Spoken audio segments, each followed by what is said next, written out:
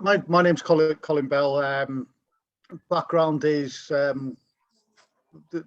scaled technology-based businesses exited, so kind of got a bit of a background in doing this, I suppose. Largely consultancy-based business models, but we developed software that enables companies to benchmark their performance against others and interrogate how they can improve and generate more sales and productivity improvement, largely from an operational level, but the kind of licensed that software all over the world. So so in over 20 countries, and that continues to be used to this day, and the kind of new owners are taking that forward. Spend a lot of time now kind of working with other businesses to kind of hopefully put a bit of gas under the flame of their business models, and to scale up, get more sales, more customers, enhance their value propositions, and hopefully do stuff that stands out from the crowds and allows them to perform ahead of their competitors in various areas. But that tends to be what I focus on now, as well as a couple of other direct business interests. So really what we'll cover today, and this is designed, I suppose, it's only a webinar, so we've got just over an hour to kind of go through the content. So it's really designed to provoke a bit of thought, to hopefully share some interesting insights in terms of I think we've got someone else coming, so I'll just let them in. There we go.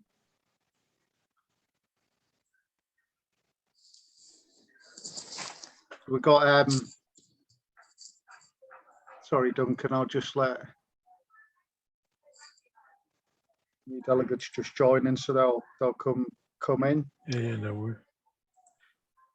But I'll continue for the purpose of recording as well. So so what we'll cover, really focus on today, is how digital tech. So sorry, the session is to provoke for hopefully introduce some interesting insights. But the idea then is that it kind of then flows into some of the kind of one-to-one support that's available through the Humber Business Growth, but also the Digital Catalyst program that this is appended to. So just to kind of I suppose get some of the creative juices flowing, and hopefully to just to stimulate a bit of innovative thinking, as it were. So relatively top level, but the idea is that we can then move forward. So we've got someone else joining us now. So what we'll cover today, and hi to our new delegates just joined. So I think we've got Phil. Hi, Phil. Good to have you. Good to have you on board. We're just in the intro, so you haven't missed anything yet. There's only yourself and Duncan who's here as well today. So as I was just explaining to Duncan, if at any point there's you want to raise a question, or you just want to explore something in a bit more detail, then just kind of stop me, and we'll treat it as quite a participative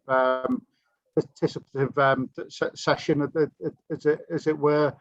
Again, I was just explaining to Duncan that this webinar is really designed to be, it's relatively top level. We've just got over an hour to explore what's quite a big subject. So partly designed to provoke a bit of thought, to get the creative juices flowing, introduce a bit of innovative thinking and all those sort of things. But it's probably worth us actually just as there's just the three of us, just to get a bit of feedback on who you are and what your company is as well. So I don't know, Duncan, do you just want to give us a bit of an insight into I'm presuming it's Pipesco, the company, and just what do?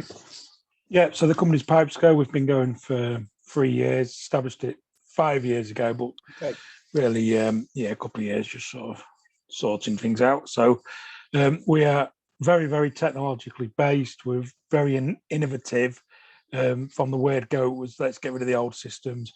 We was already working remotely. We was already doing everything before COVID. COVID's affected us quite badly in the way it's give the competition time to come back and amend their ways, where we was already seeing that as the way forward anyway.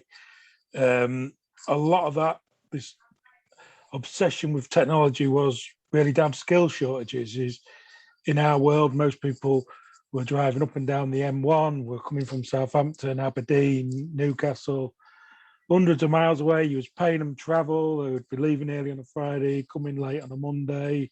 It just made no sense when paying premium rates, and as well when really, to me, why not invest in technology? Why not go with it? Yeah. So that was that as a business. That was the driver for that. It's very good. We're growing. We've grown quite a bit. We started off with, 2 of us. We've got to 20. We've scaled it down a little bit now. We're about 16 now.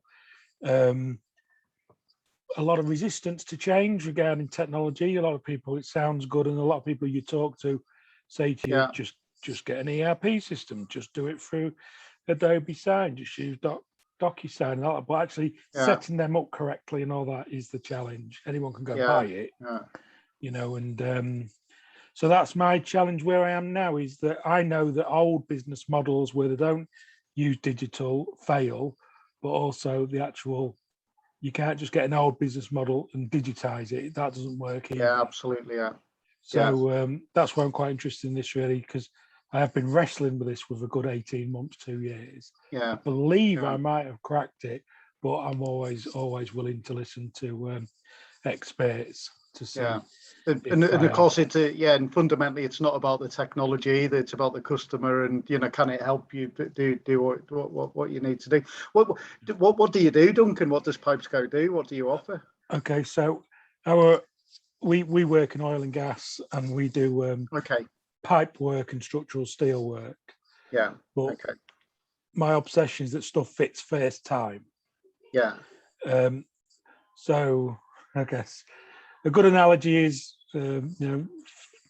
years ago when you used to take your car in for a service or an MOT, the mechanic would take you under the car and rattle it and show you where it all dropped off and show you the old brake shoes, which were knackered, which no one's really got any interest in. It was just basically proving this to you. Where nowadays, when you go in, it's like, hello, Mr. Wheeler, take a seat. Would you like a coffee? You sit there. You're not showing the old brake shoes. You're not taking into the garage your head under the rust and the shit dropping on you. You're basically, it's a whole new world. And that was where I wanted to change it, because in engineering is very, very, very backwards. Everything's still mahogany and brown doors and magnolia paint, and there's pictures up of what they did in 1970, which are now ripped out the ground and gone.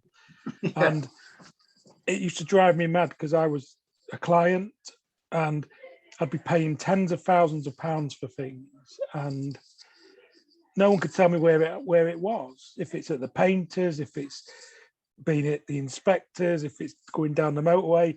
Yeah, I could buy something for £2.99 from Amazon, and they can tell me it's 25 miles outside Norwich, and it'll be with me in 45 minutes. And that was what I could never get my head around, that I pay hundreds of thousands for something as a client. No one knows where it is. I pay a couple of quid for something as an individual. Yeah. And I know exactly where it is. And that was my big thing. So that's the driver for me. We'll talk a bit about that, actually, just around some of the kind of thinking that drives that, that kind of that customer journey and traceability and things. That's really interesting. What about yourself, Phil? Well, I must be almost a polar opposite of Duncan. I just started a business service, being a health and safety consultant in Ceredigion in West Wales. The idea being is to support SMEs, charities, etc., with their health and safety compliance. Okay, right, okay. The problem being, of course, is that most people don't realise they need it until something's gone wrong. The idea being is to try and help them to overcome that and be ahead of the game, so that they are meeting all their compliance standards, they can be adhering to insurance standards or everything else like that, so they can improve the quality of the service they have to their customers, and also in terms of the voluntary sector, to the people that they're providing a service for. Yeah, yeah. So my kind of interest is looking, well, how do I do this with people who can be on very restricted budgets, yeah, may not have a lot of IT skill, who may still be using pen and paper. And not only am I trying to break the health and safety consciousness, but also maybe to look at things from an IT level, which might be also a little bit above where people are. Yeah, yeah.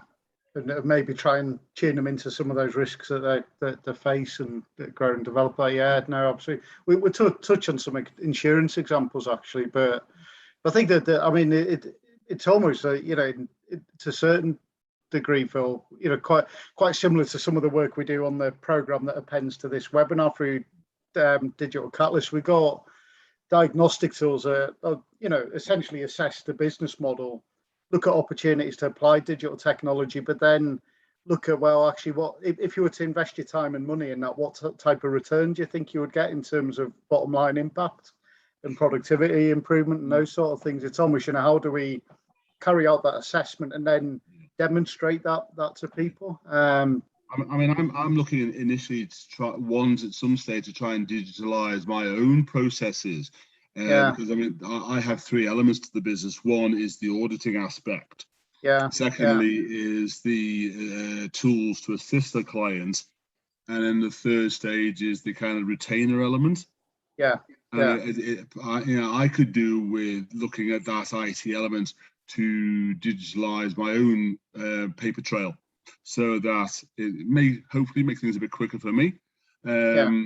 But also it can offer a more professional image to clients who may be looking at that saying, well, why using pen and paper when everyone else is still using tablets and everything else, So okay. No, that's useful to know. So we can, look at a few business models and just, part of it's just about, well, one of the good things about business model thinking is you can almost take different business models and think, if I applied that to my business, what would it look like? So could it be risk management as a service, or and all those sort of things? So we'll look at that. So we'll kind of look at how technology drives business model innovation, different types of business models. So we'll look a bit around the kind of background, how digital driven business models kind of work, and some of the kind of ethos behind them. And then we'll look at some specific examples within there. There's someone just wanting in, so I'll just let them in. So this is probably selling to you what you already know, and I think what to a large sorry, I'm just giving me a message. Almost, to a certain extent, talking about what we know, but like Duncan was saying, the digital technology is really driving scale within companies, making business models more scalable. It's quite interesting. If I was to ask you, can you think of a business who's significantly scaled? So really kind of scaled pretty quickly over the past 10 years. Who's done it without a digital business model? Could you think of anyone? I think I can when it comes to sport, probably like Manchester City, Wolverhampton Wanderers, football teams. They will have done. Yeah, perhaps. Yeah. I'll take that one, Duncan. That's I think you're the only person who's ever answered that question with an actual example. So I think underline and I mean, obviously they've reached their the vast majority of their user base through digital means and kind of TV and those sort of things, and a lot of their sales will be driven online, I'm sure. But yeah, ultimately, I think there is another aspect to the football team. But what's that interesting? We kind of look at all these companies here that I'm putting up. Companies who have they're in the news all the time. We've got kind of Chinese, quite a few kind of Chinese digital businesses here. Some that are more household names like Airbnb, Deliveroo, etc. And you kind of look at some of the numbers on here. So, 30 billion in Airbnb. Uber they've grown to a turnover of $68 billion in 7 years, and I think they've probably gone further, but since I put these slides together. But it's just incredible amounts of growth. I mean, how on earth do you go from 0 to 68 billion in 7 years? I mean, it's just phenomenal, that level of growth. But all these companies that didn't exist 10 years ago. It seems a relatively short space of time. So the digital technology and these companies who have really built these digitally driven and quite disruptive business models. I mean, just the sheer rate of growth is absolutely incredible, and just how that drives change across society and all those sort of things. I mean, it really is just incredibly powerful. Hopefully, on the good sides, but there are more, some negative aspects to that as well. So, we're kind of seeing this rapid growth and rapid levels of change right across the world, through these digitally driven business models, which they're now big, powerful companies, that kind of present their own challenges and have a vast amount of data on us all across society. So, what is business model innovation? This kind of concept that's driving that growth. It's a process in which an organization adjusts its business model. Often this innovation reflects a fundamental change in how a company delivers value to its customers, whether that's through the development of new revenue streams or distribution channels. I think the really important thing in that definition is this concept of value. It's all about actually how can we use digital technology to enhance the value that we're delivering to our customers. Now, that could be through one of the examples Duncan was talking about earlier, how Amazon actually they can get a product to you almost the next day. You know exactly where it is through that kind of journey. So it's that responsiveness, almost what Amazon have done in terms of delivery.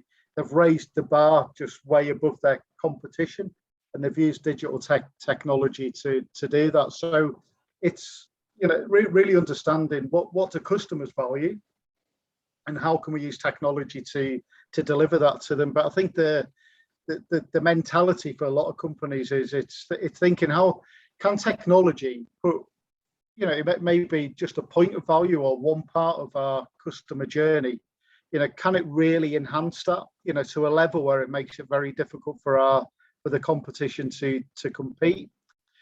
What's interesting about that, and we won't cover this today, but we've got another webinar that looks at something called Blue Ocean Strategy.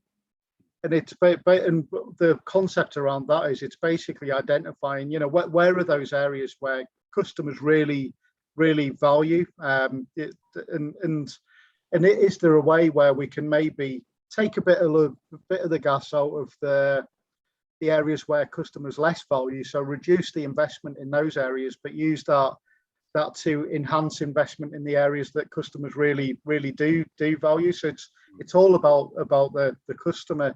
An example that's kind of regularly used around that, Circus du Soleil. They identified that actually customers were less bothered about the animals and lots of different things that you would get within a circus, and what they wanted was the kind of theatre, the drama, the kind of exciting stunts and all those things. So they kind of really invested in that experience, but then got rid of the cost of actually trailing animals around and all those sort of things. So the idea is that it's not about it's almost trying to get the investment ratio to zero, because you're taking cost out of one area and adding it into another to deliver value. So I think it's all about value and delivering value to customers. That's what we've got to be focused on. Another thing, and just kind of thinking about that initial discussion we had, the mentality that a lot of companies who do this really well at the moment, they're thinking customer journeys. It's thinking about, so they don't think in the marketing team, the distribution team, the sales team, the finance team. They think about the customer journey and how do the sum of the parts of the company combine to deliver that. So they organize themselves in customer journeys. Now they may be different for different customers, because obviously you can segment your customer base and you have different types of customers in there. but they actually organize themselves around the delivery of an end-to-end customer journey. And that's really important because it's about that integration of all these different tools. So Duncan, you mentioned kind of DocuSigns and all these sort of things. It's that integration of a process, across the customer journey that hopefully at some point is going to be delivering value at a level that's above your competition. They can't compete with it because you're just doing it better. You're raising the bar, you're setting a new benchmark. So that's kind of part of the rationale. But I do find it interesting. It's this kind of organisation around customer journeys, and these companies, the way they structure themselves, it's very different to what we would think of how we would think about I suppose a traditional business structure. It's very, very different. I mean, Colin, just on that, I mean, in terms of my field, I mean, my competitors are all kind of not necessarily high end, but they aren't targeting the customer base that I'm looking at, because they're looking at the medium large businesses. They are providing training, they are providing off the shelf input.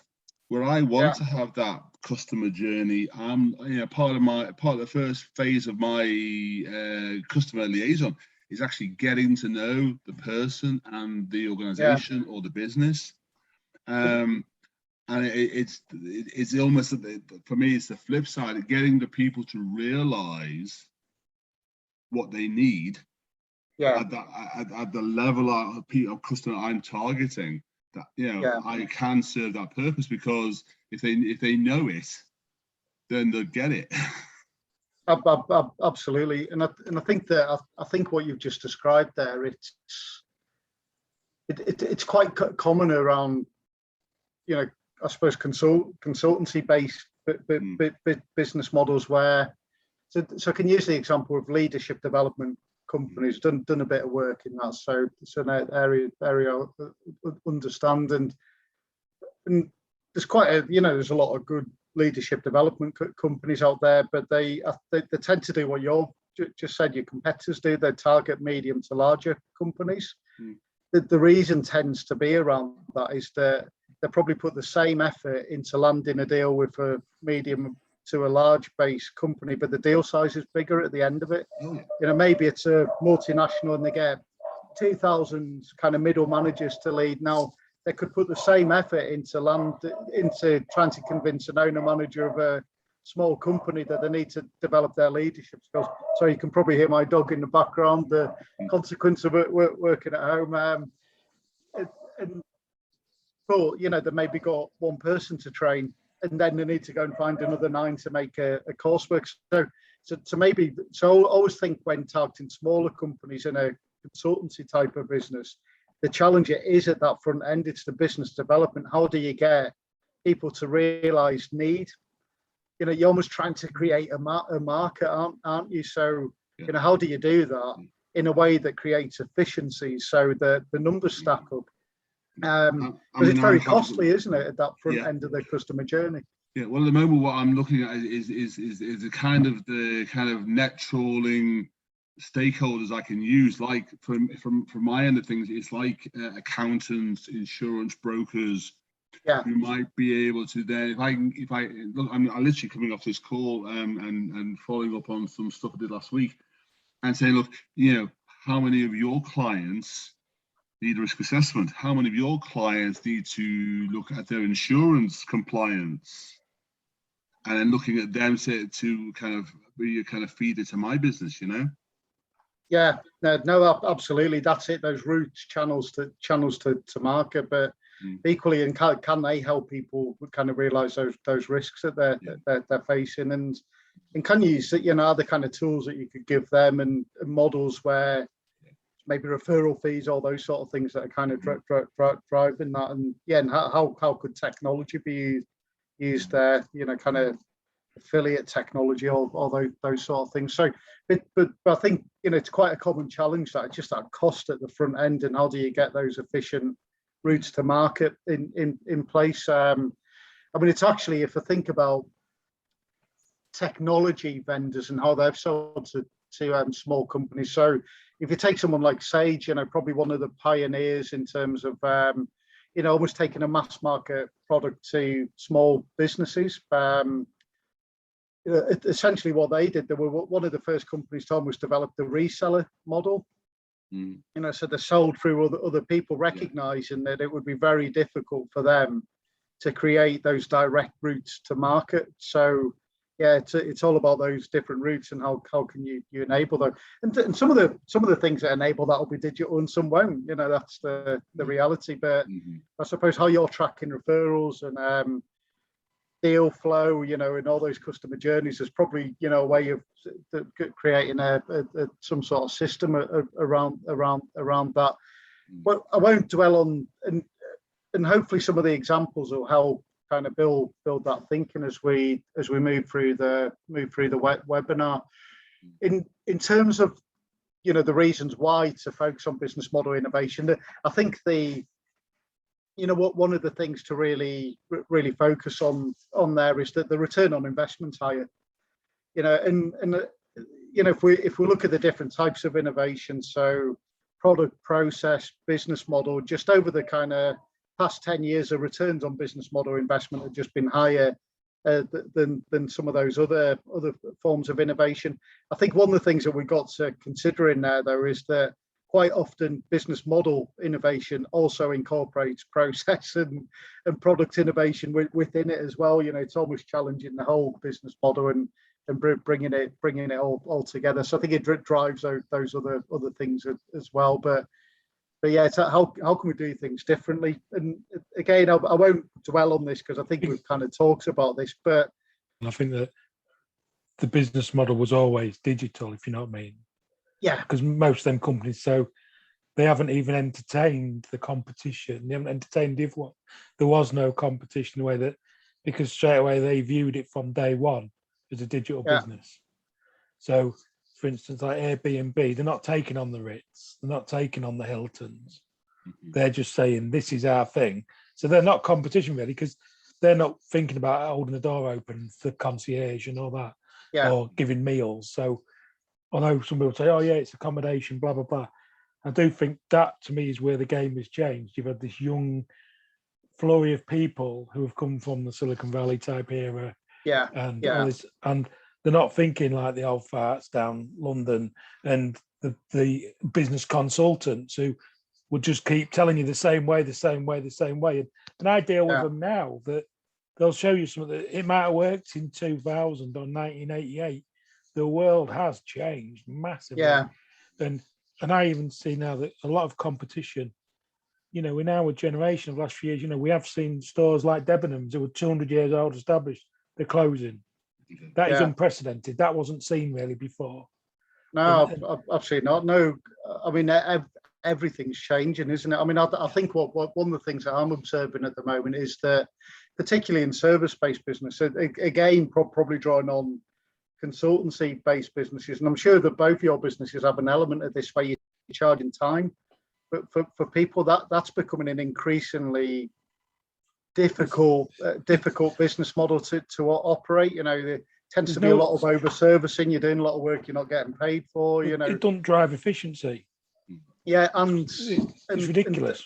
And there's pressure on day rates just kind of going down. So it's more or less thinking, how do I sell a service rather than kind of day rates and time. I mean, I'm seeing that a lot in the digital sector at the moment. Digital agencies. I mean, they're probably, when you do a basic ratio of turnover per employee, they're probably turning over 20-25k per employee. It's dead low productivity stuff. That almost like we used to talk about metal bashers they're like the metal bashers of the future, if you know what I mean. So but they might have the foosball table and do all the kind of funky stuff and kind of present the image, but you look under the surface and it's a really difficult business model to run, and just not that profitable. So a lot of these kind of traditional, and that then goes into accountancy, solicitor, time's money. Engineering consultants. But that's the new commodity, is time. It absolutely, yeah. So because I can listen to a song, I can download it and listen to it myself, in seconds now. I couldn't do that 15 years ago, 20 years ago, whatever. Yeah. You'd save up and go to Woolies or whatever and buy a CD or whatever. You know, you get to HMV and do that. Where now you want it, bang, it's there. And that's it with everything. You know, I want to get software now with an app, which again is digital, and I don't need an instruction manual. I can get literally any idiot to use it within minutes. My kids who are young will pick it up and they just use it. Yeah. And they know if it's boring them, they'll go and pay another £2 and get another one. It's crazy, isn't it? It's crazy.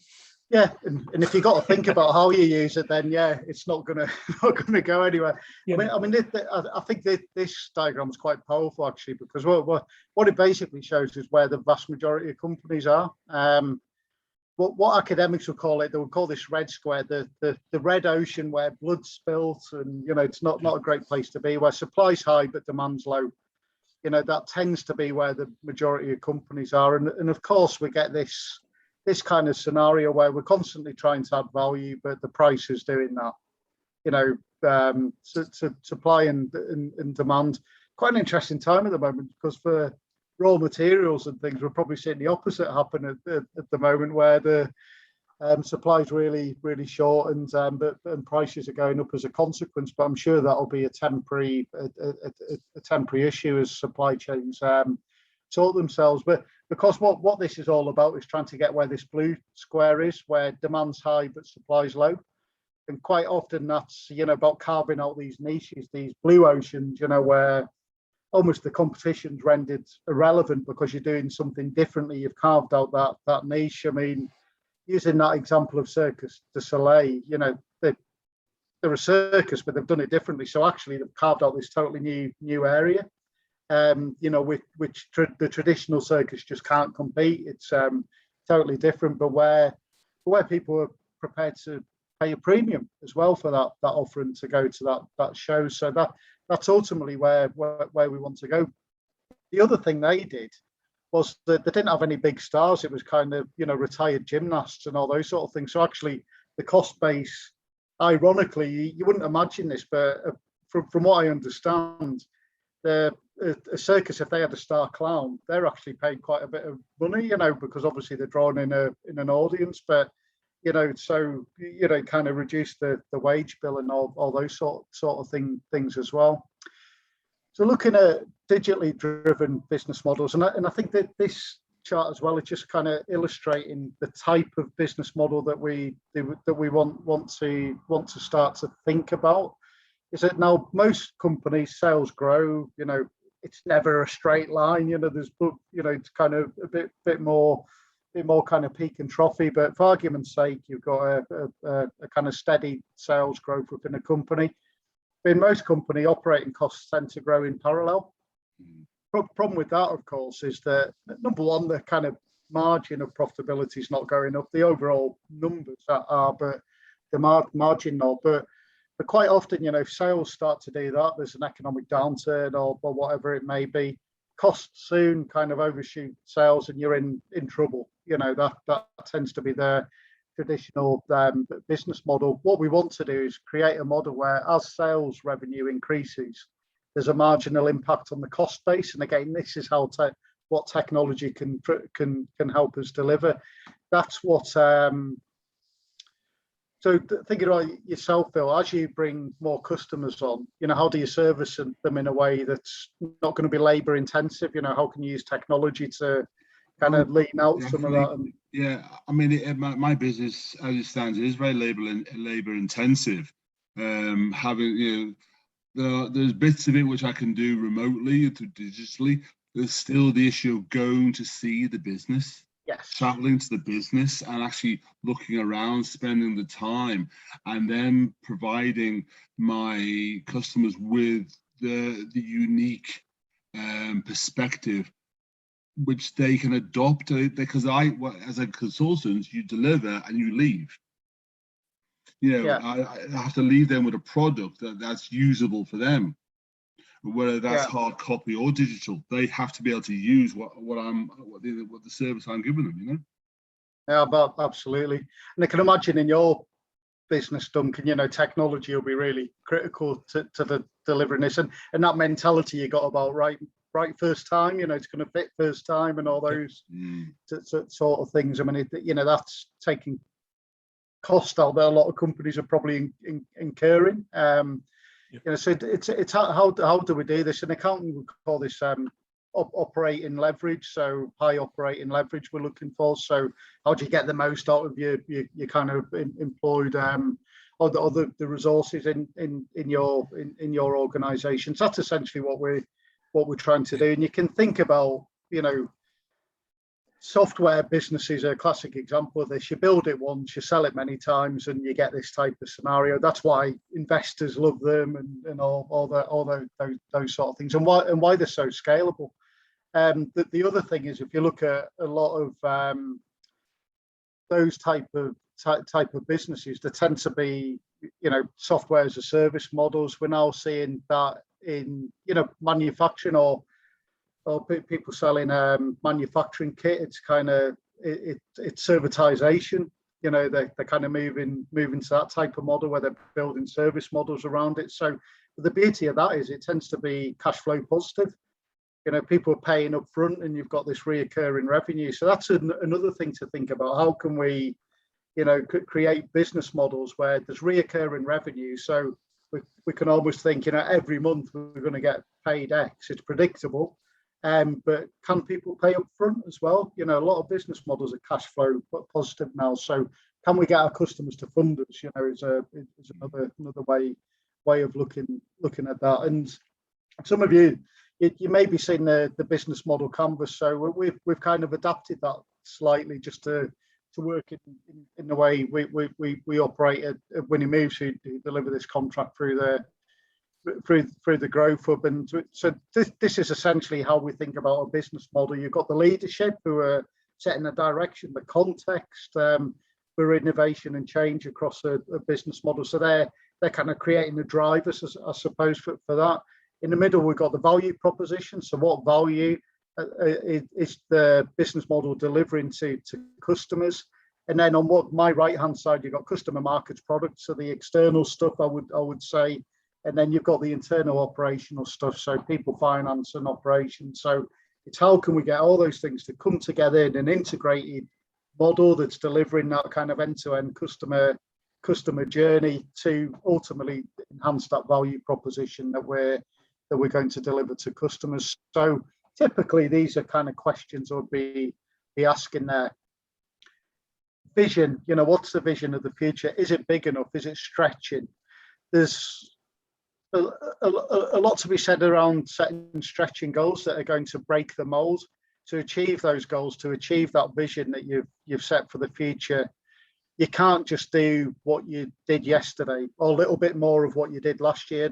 And typically when businesses plan, they'll, you know, think, well, what did we turn over last year? And they'll add 10%.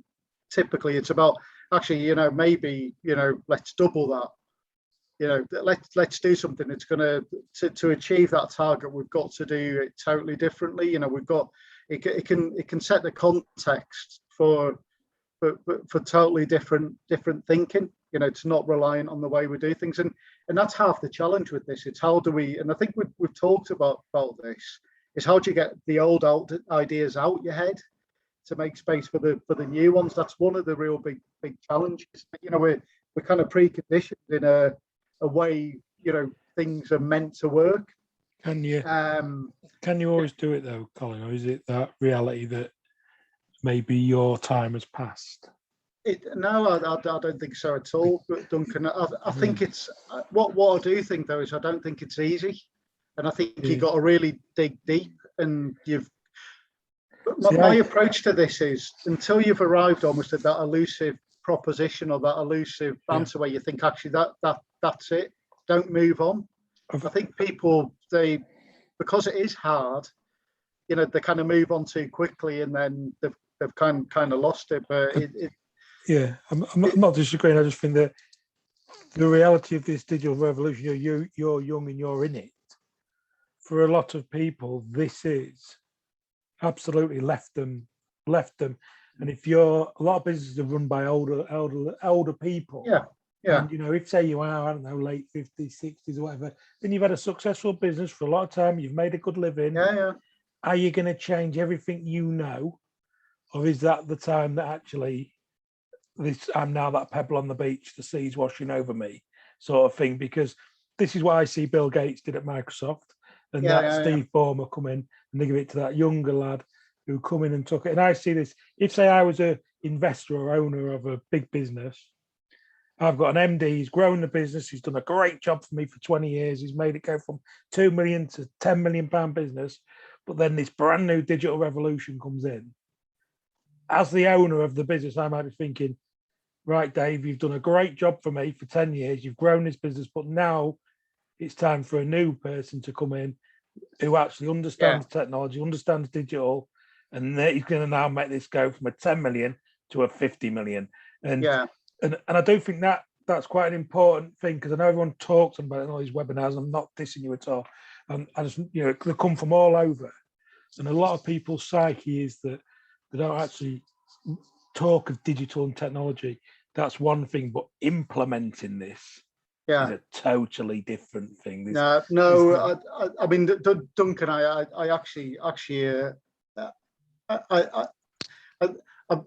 I agree totally with what you're saying, because those people, they're not coming with the same baggage, and they don't have to the same kind of shift to make in mindset, and to get rid of all those preconceived. It's like working with a group of partners in a legal firm, trying to get them thinking outside of 6-minute units. It's incredibly difficult, but it can be done, you know. And you know, how do you use AI to kind of scan dog, you know, all those sort of things, and drive different business models. I think at this stage of leadership, there is that big question, you know, it's that classic analogy, isn't it, where, you know, the people who've got you to where you are today, you know, aren't necessarily the right people to get you to where you are tomorrow. And the leader, the owner manager of a company, you know, are within that mix. So to move to that next level, you know, and to really kind of scale up, you know, people really got to challenge themselves. And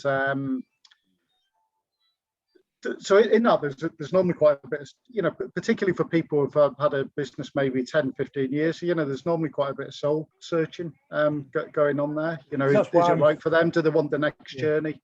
And one of the things we've found through coming out of COVID is that a lot of, it's been that reflection moment where a lot of owners have actually thought, no, it's my time to do something else, or to, you know, to maybe retire or hang the shoes up, exit the business. You know, it's that reflection point of they probably rode the COVID storm and thinking, have I really got the energy to do it again? You know, and we're finding that an awful lot, actually. But then, you know, succession and, you know, working with people on MBOs and all that sort of stuff. There's loads of that going on at the moment. A lot of acquisitions and mergers we're finding going on at the moment, driven from that. So I agree. But part of this is always, as a person, so we can think about where can the business be, what's the right journey for that. There's the people's personal ambitions and personal visions match that, you know, and because they've got to, haven't they? You know, they've got to be aligned. And well, for me, I just think that there is this reality that people need to know. Is it's all right, everyone talking about digital, and you do this and you buy this software and that software, but I mean, I think the facts are with digital implementations, like 80% of them, 80% fail. Yeah, which is a huge number, and of the 20% that don't fail, it's something like 90% of them are corporate major companies who can't afford for them not to succeed, because they're all business. You know, like for instance, just say if Amazon was a traditional company and they failed doing this digital implementation, their business model would go. That'd be the end of them. The same with Airbnb, you know, and that is it. So for a lot of these businesses that they've just got to keep persevering with them until they succeed to some degree. And even that is that what this also does is where before if you did something in Excel or Word or whatever, it's just sat there as a piece of paper in a PDF or whatever. It ain't got to be done anything with. But digital always needs managing, always needs renovating, always needs updating. Absolutely, yeah. And that's the ongoing cost that, you know, that a lot of people just think, oh, I'll just get DocuSign and that's it. Well, all you've really achieved is someone signing the document. You haven't really achieved anything. Doesn't work, does it? I mean, that's what I always think working with. I mean, although I've just said, kind of arriving at, you know, that value proposition, what's really going to make it distinctive. That's you know, to get something really distinctive. That you know, you got. I say you got to dig deep for that. But I think the hard part is the implementation. Though, you know, how many times have we, you know, or we know people or worked with companies where they've actually, you know, put a lot of time. They've developed quite an exciting vision, developed an exciting strategy, but it's gone nowhere. It's kind of been a document that sat on a shelf and things. It's the implementations, the hard bit and the ongoing bit. And 3 years I've been putting mine. Started from day dot with an ERP system because I had a vision to grow a big business because that's what I'm used to, my background. So for me, the thought of doing a business through Excel or Word or Google Docs was never going to work because it wouldn't in my sector what I'm in. So I had to go big or go home, really. But God, I didn't know the pain, and I didn't know the ongoing pain. And but saying that, I still know it's the right decision. I still know that without it, it's impossible to properly scale up. But what I also know is that a few companies who I know did it at the same time as me, and they've chucked it out the window and they've gone back to the old way. So they're now not going to have the appetite to do this digital thing. And a few companies I know that already did it went to other providers, and they've again so much pain. The costs are incredible, and they're going back the other way. So for me, it is just quite interesting because you know, is that it's not all doves and roses, so to speak. The rewards are if you can get there. But get in there. And you get to that point, and again, it's like research, you know, but it's almost like science-based businesses, isn't it? There's a lot of upfront investment, R&D going on, but you know, once you've developed that kind of system, that IP, then that's when you lift off. So you know, it's that's ultimately where we're trying to get to. But it's ongoing. It's tenacious. You've got to bring everyone along on the ride, you know, including customers and suppliers and partners, and ultimately you need the people. And you know, if we're talking about this end-to-end customer journey, you need the people across that customer journey to understand it and understand how they fit and how everything integrates together and all those sort of things. So you can't just have one person in the company understanding it or having responsibility for digital. It's got to be driven by everyone, hasn't it? So that's why this whole, you know, need for digital skills across the whole business models of fundamental importance, and in our customers, because they've got to be able to interact with our platforms as well. I mean, I was just thinking as you were talking about, if you think back to, I mean, NHS want this digital thing to work, and they still haven't got quite where the vision was, because they want to be able to network that with GPs practices and other clinicians. They said that's where their end goes. You could be a patient in Exeter and be able to access all your files in Aberdeen and all that kind of stuff. But I know now that social care agencies are kind of getting on the IT bandwagon, and they're trying to do something similar. So where I'm at now is I'm looking at this small independents, thinking, well, when are they going to put their toe in the water? And they're going to want the IT stuff instead of pen and paper. So I have to think about that. But on the flip side of that, I have to make sure that I'm talking to the right people, because it might be that one person who has the drive or the insight So I'm not maybe not talking to the organ grinder. I might be talking to the monkey, because it might be them who actually see the vision and understand where their business has to go. You know? Yeah. Absolutely. No, totally agree. Yeah, who's there? What you'll find, Phil, as well, is that even when they get it, they won't fully adopt it for a long, long time, and that is quite demoralising. I mean, we did a job on a Friday afternoon. It was a phenomenal job. I say it myself. We were sharing this thing. People, there was like 10 deep around this computer screen when we was doing what we was doing. There was all wow. They couldn't believe it. They did it. It went in. It fitted perfectly. They didn't ring us again for 8 months. It was literally 800 quid worth of work that saved them probably 20,000 quid. Yeah. They have hundreds of these all the time. Yeah. They didn't ring us again. They didn't, because it's one of the things I'm hearing about, that kind of 5 times you have to contact a business just to get your foot in the door type thing. You'll find it's about 12. Probably, yeah. Again, that's where, at the front end, targeting customers, there's lots of ways you can use technology and data to make that a bit more effective as well. So, there's lots of scope. I mean, just thinking about you mentioned the NHS. I mean, we've also got to remember the journey we've been through over the past 18 months and just how people's preferences have changed. And I think more and more people want digital. Actually, if I can avoid going to the GP surgery, I'll probably try and do that. If you can give me a digital, people are much more open to those things. Where 18 months ago they would have said, no, not a chance. I want to go and see the GP, but they've actually experienced it now and thought, actually, that was all right. It did what I needed to do, and I've saved time, and it's more convenient, and all those sort of things. So I would say in this model, probably the 2 things that sometimes people kind of move on from too quickly is, number one, the vision. Is that compelling enough? Is it really going to drive people? Is it going to drive different people? Do people feel excited about it? And all that. Is this internal or external people?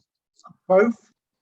I think so if you think about some of the best companies, and I think and you can probably think about kind of cause-based companies. So I've just bought my wife's birthday yesterday. Bought some overly expensive trainers, but they're kind of vegan and they're VG or something like that. I'm not into all this stuff, but anyway, the rubber's kind of sourced from the Amazonian forest. It's all sustainable and kind of vegan and all those sort of things. But that's their kind of through the product and the values that are attached to that, and so they're generating buy-in to that vision. So you see that a lot through call space. So actually, if you can get your customers tuned into your vision and bought into that, and then that's really powerful. If you can get your partners, you're a company people want to work with and want to buy from. So I think it's ideally everyone kind of if you can get all your kind of stakeholders across your business really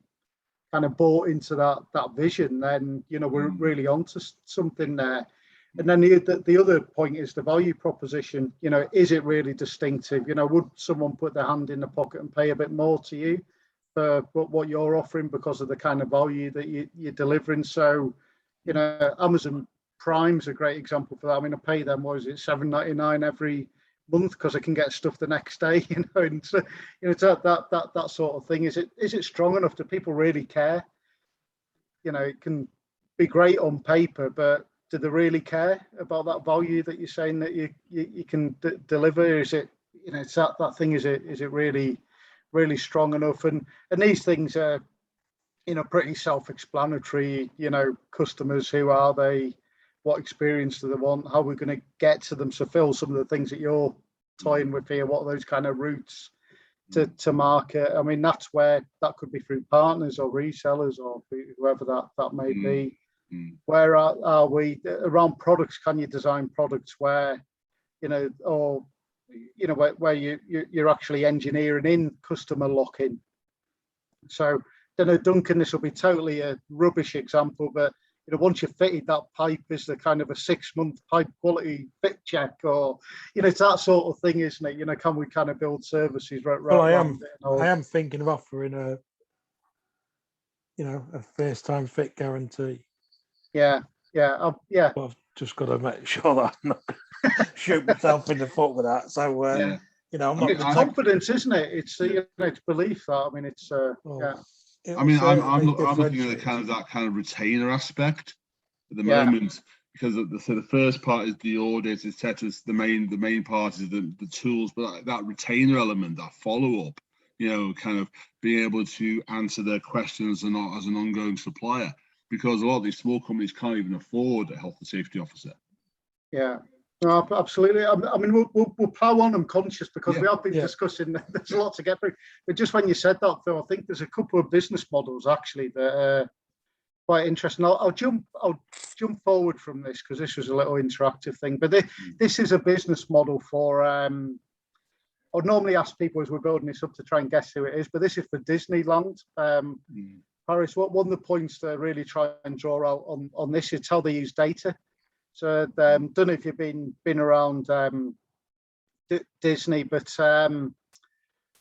or if you've been to Disneyland, but basically you get a band. It's like a watch, and they call it the magic band. You use it to purchase. You've kind of got your meal vouchers on there. You use it to open your doors. But basically, it's tracking your movements across the park, and they use that data to understand their customers, but also they use it to make sure that people are having the best experience. So just say there's a really long queue for a ride, and you join that queue, they know you're probably going to be stood there for an hour and a half, 2 hours. They'll say, well, actually, there's another ride where the queue is a bit short around the corner, or here's a drinks voucher, go and have a drink while you wait, or whatever that may be, and then it will kind of tell you when the queues die down and all those sort of things. So, or say if you come back at 2 o'clock, it tends to be a bit. So it's interacting with an app on the phone and all those sort of things. But again, it's just thinking about that. And then obviously Disney do a lot of things that aren't digitally driven that kind of add a lot of value as well. But that's always a bit of a kind of example we kind of talked through. But I'll move on from that because and just into some of the business models that may interest you. So the first one here, I don't think this is in your necessarily directly appropriate to your businesses, but this is the Amazon model, the long tail model. So they basically sell, well, probably large volumes of everything, but in the grand scheme of things, probably low volumes of just lots of things. So you can go on Amazon and almost buy anything, from niche products to kind of stuff that are highly popular, at the head of the tail here. But it's what we call a long tail model.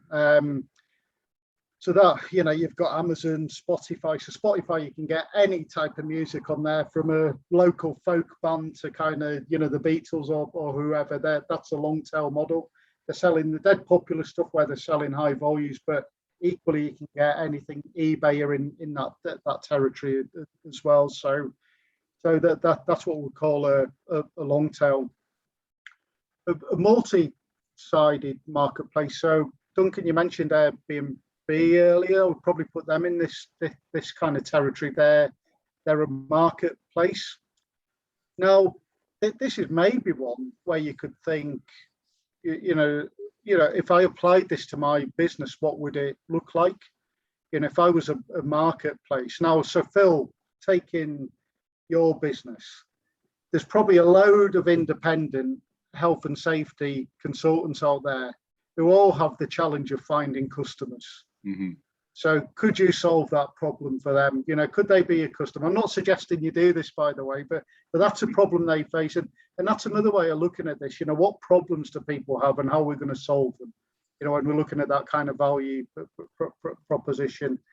And what we tend to have in these type of models is that you've got a platform in the middle, excuse the format in there. We've got suppliers on one side and we've got buyers on the other. So we've got customers and the demand side where the buyers are, and we've got the the customers on the suppliers on the other side. So they kind of bring that together in the platform. You know, it's like a dating agent, isn't it? You know, to kind of putting those two things together. But primarily, it's kind of, you know, stimulating demand and then presenting people with supply. So Airbnb, great example of that. Uber, they're doing that. You know, taxi riders, taxi drivers, money supermarket. Amazon. I mean, Amazon actually operate loads of these different models within their business model. But you know, there's a lot of independents sell through Amazon, and they're kind of performing that they're essentially a marketplace. So could you have a marketplace for, you know, health and safety consultants? Well, why not? There is a little bit, because in terms of what I offer, there might be bits that I don't provide. So, for example, some people might want some compliance training. So I might be able to source them a compliance trainer who meets their needs. Yeah. So I would dabble in this a little bit in terms of, it won't be the main focus of my business, but it might be one element. Once I've done their audit, I can identify they have that need, you know. And you see this kind of in construction now, don't you? Like Checker Trade and all those sort of things. You know, again, a good example of that. One of the challenges with this, though, is it's what came first, the chicken or the egg. It's you know, one of the challenges with getting a marketplace off the ground is you need the demand, but you equally need the supply. The supply side only get interest when you got demand, and the demand side only, you know, are only going to buy from you if you got the supply. So, you know, that tend to start with demand, but you've got to be building these things in parallel to make them work. So a lot of people kind of start, you know, probably within a geographic area and kind of build and scale from there, or within a particular niche in a market. But just being conscious of that when kind of arriving at that model. So that's an interesting one. The other one could be freemium. And that's essentially freemium. It's basically delivering something to a company where it's delivering value, it's giving them utility to do something, but it's free. But what you're doing for a premium option, so the premium option, is that's when you start to charge them, you know, where they're kind of going beyond that free model. So quite often people, they're giving stuff up away for free first, and then they're asking people to pay.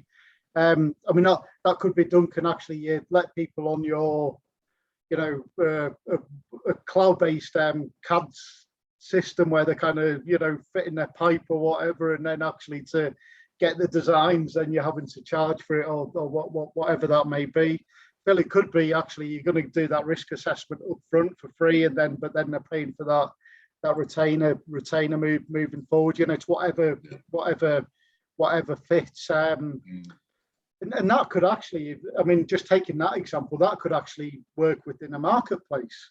So part of the demand stimulation could you drive online risk assessments that are generating demand, you know, helping people realize where risk lies within their business and where they need to be covered, and then matching that to the supply side. So as I say, all these things can kind of combine. It doesn't have to be one model or the other. And there's lots of examples of this. So great example, MailChimp. If you can use that for free, you can do, I think, up to, you know, so many thousand mail shots through MailChimp. But as soon as you go beyond a certain limit, you've got to start paying. Spotify that we had on the slide earlier, that's a freemium model. You know, you get access to music free, but you get ads in it. The only way to remove the ads is when you start paying for it. So loads of examples for that. What's really interesting though is that the freemium model is normally focused on the company only extracting value from 5% of their users. So they accept that the vast majority of people who are their customers, and they will still focus on delivering value to, they're not going to make any money from. It's that 5% that they're focused on making money from. So who's that 5%? Who are you going to really extract the value from? And what they tend to do. So, got a couple of words to explain this, but what I really like about the freemium model is that it's built on building a really deep understanding of what customers value. Because quite often what happens, someone will just put something out there. They'll, classic example going back to Duncan mentioning Silicon Valley, get a load of equity investment behind a model, put something out there for free. So what we call an MVP, a minimal viable product. You get people using it. You understand what they value, what they value about that model, and then you kind of build on that value and kind of really focus on building on the areas where you're finding customers value. So through that kind of the interactions that these businesses are getting with a lot of people because they're using it for free, it's actually just really, really good customer research. They're really understanding, well, what will people pay for? Quite often they start this, they put something out there, they don't actually understand how they're going to monetize it. They're figuring that out as people are using it. They're thinking, well, what would people put their hand in their pocket for and use? And I like that concept, about, because ultimately that's what we're trying to do, really identify those areas of value that people really want to invest in. So freemium, I think, is quite an interesting concept to look at, and that kind of marketplace model. Other one similar, this is a traditional freemium model, the loss leader, the razor blade model. Sell the handset really cheap, but make the money on the cartridges that people buy thereafter. See this a lot now through connected devices. So one of the things I bought at the start of the pandemic was a new HP printer. And basically what it does, it's connected to the internet. It knows when I'm getting low on ink. I've signed up to their instant ink package. So I pay them a set amount every month. So it's that recurring revenue. Almost printer cartridges as printing as a service almost. The type of model. I pay for that every month, so I know what I'm paying. When my ink runs low, they send me a new cartridge. Very similar model, but I think I paid 30 quid for the printer. It was next to nothing. It's that reoccurring revenue where they're making their model, their money. I won't play this video in the spirit of time, but this is a business called the Dollar Shave Club. So they were essentially getting people to subscribe to a package where they'll pay $1 a month, and they will get raises through the post. And then basically it's been a really now a global business, scaled really quickly. Essentially what they do, they now they grow the value of the customer by getting them to sign up to enhanced packages. So, why not have a blade with a slightly fancier handle and 5 blades and all that sort of stuff? Or, you can see they're into cosmetics and all those sort of things. So, but the initial offer, they kind of built that base and the hype and use viral social marketing really well to get that initial base. But then they kind of built on that. Then got pay per use. So classic example here is Rolls-Royce, power by the hour.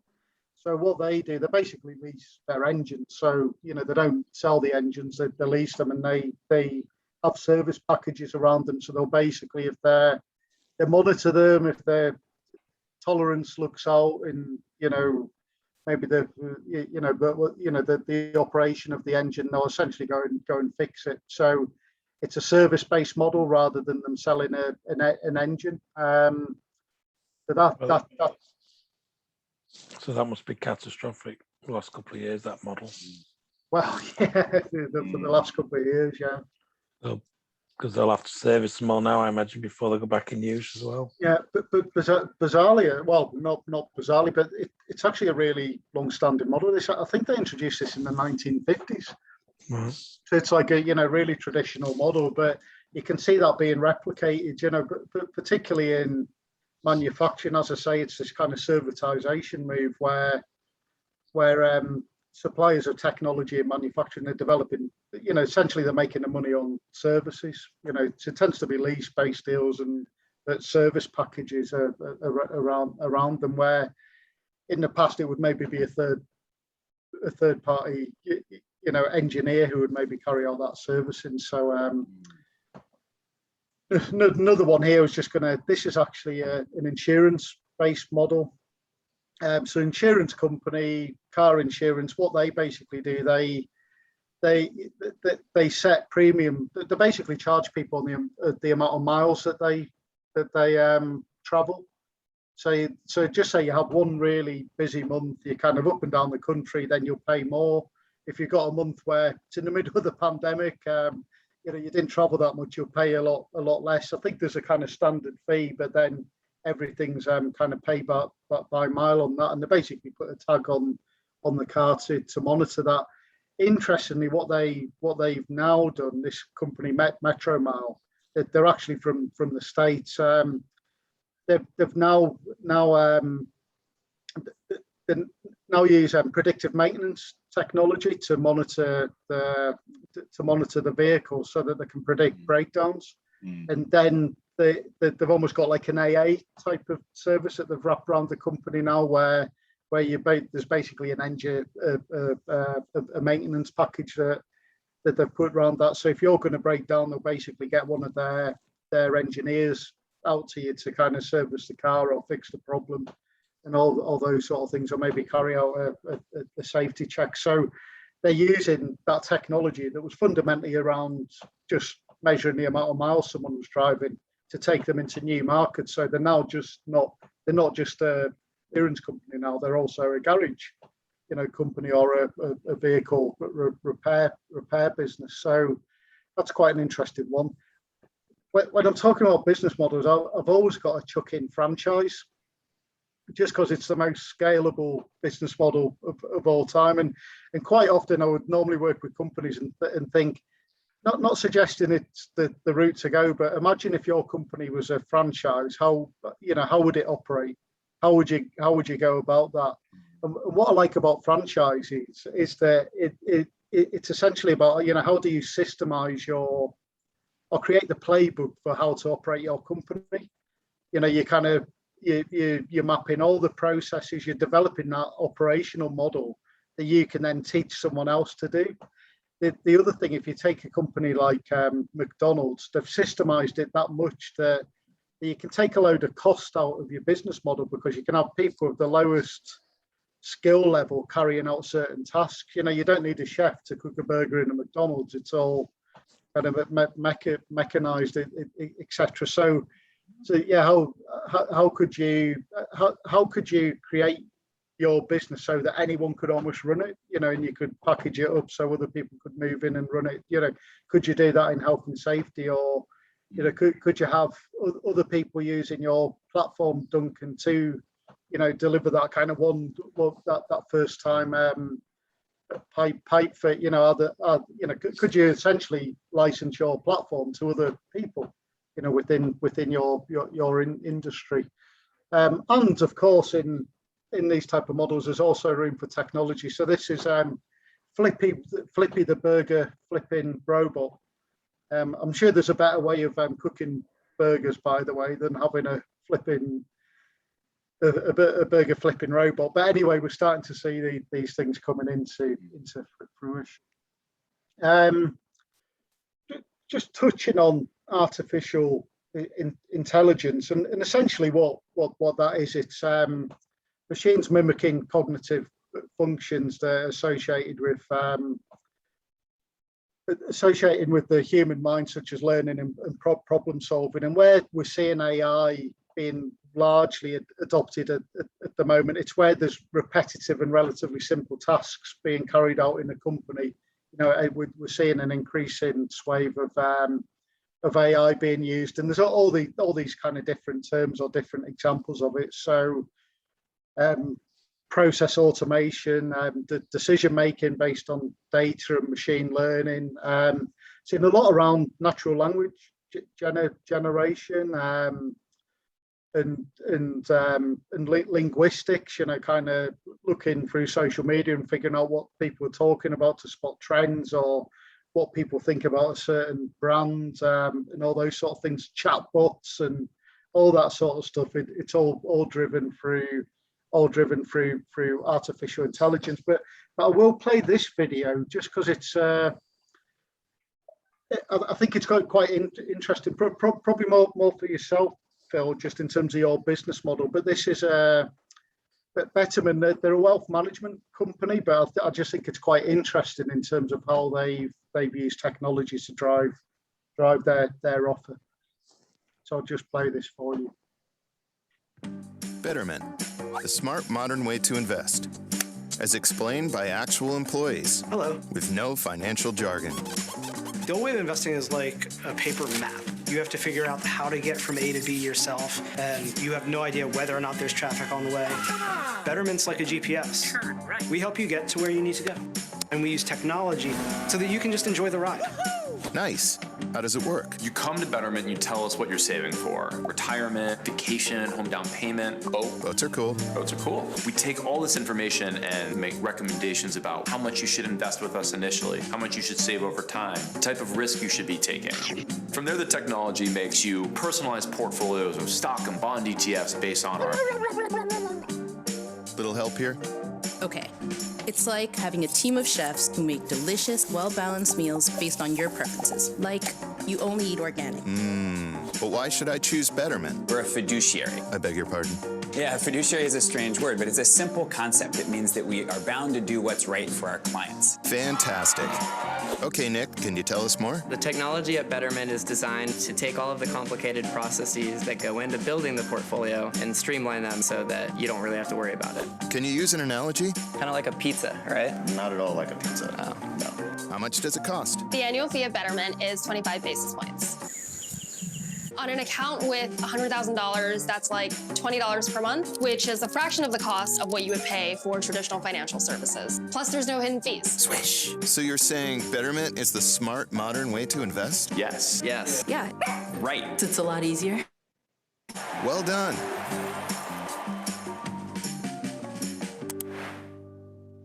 There you go. So that's Betterment. So essentially, they're using technology. It's almost like the technology that Betterment. The investors use to balance, stock shares. And there's algorithms driving all that, and they essentially use that to help people develop investment portfolios. And it's automated. It's an automated process. You can pay more to have an actual advisor. That you speak to and all those sort of things. So there are premium options in there, but anyone can go in there, invest and almost go into the platform and say, well, actually, I'm prepared to take quite a bit of risk to get a bigger return. And so they're setting the preferences, and then the portfolios managed accordingly. One of the things I particularly like about that model, maybe someone's thinking, well, I've had a change in circumstance, maybe not prepared to take as much risk now, so they can go in and change that, and the portfolio will change it accordingly as well. So, and again, it's just thinking about how technology can be used to drive that. So, in risk management, would there be ways of helping your clients think, well, actually, I'm really worried about the risk that we're faced as a company, so I want the kind of premium version and kind of set different rates around that. Could you put the power in the customer, and could they change that, based on what's happening within their business? So the questions really following this is how could you apply these models to your business? So what would encourage people to do, and there's loads of information online around this. I mean, one of the things that I always find best to Google is the business model generator or the business model canvas examples, and there's loads of examples out there of different business models. We just touched on a few of those today. just think about, actually, if I was going to plug and play that into my business, what would it mean? You know, what opportunities, what would I be doing differently? As we talked previously, it's not necessarily looking at these business models in isolation. If I was to combine a software as a service model with, or an as a service model with freemium, you know, what would that mean? You know, so we can kind of mix and match these things, and what do you know, what would I be, you know, doing differently as a consequence? As I say, that this webinar is all about, you know, just trying to provoke a bit of thought, you know, start to get those kind of creative juices flowing. But as I mentioned earlier, it's really designed to flow into some of the interventions that are available through the Humber Business Growth Hub as well. You know, that kind of one-to-one support and advice, and they've got support and advice around helping companies scale up, so kind of specialist advisors in that territory, as well as, you know, specialist technology advisors. But they all work together, you know, with the business to try and help them move forward. So and there's a load of different webinars as well. Obviously you found this one, so I'm sure that you've seen those. So lots of other webinars that you can sign up from. Now, sorry, we'll move forward, but I'll say through Digital Catalyst, which is the digital program through the Growth Hub, you basically get access to a technology specialist who will help you review your business model, look for those opportunities to adopt digital technology, deliver that end-to-end customer journey, to innovate, to do things differently. So they're business and customer led, you know, not technology led. I think that's really important to say. So they understand business, understand technology as it were, and there's a team as well. So different members of the team have different areas of expertise. So some will know about different types of technology, but they'll help develop technical. So they'll help do the strategic stuff, but equally they'll help you choose the right software, the right vendors, the right suppliers, develop technical specifications, all that sort of stuff. So they're really there to help do some of that upfront thinking, but also to support implementation and decisions around technology. And they'll apply the time available based on what your needs are.